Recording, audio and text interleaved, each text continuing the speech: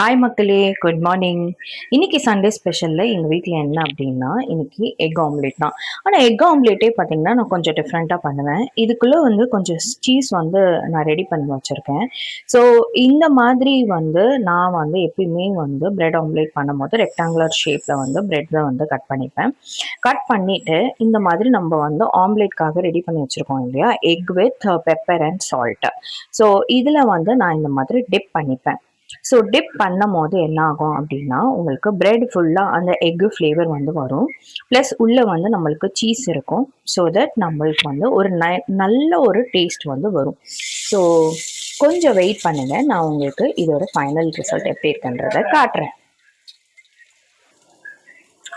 Cheese வேணுன்றவங்க cheese வச்சுக்கலாம், cheese வேணான்றவங்க cheese வச்சுக்காம கூட சாப்பிடலாம்.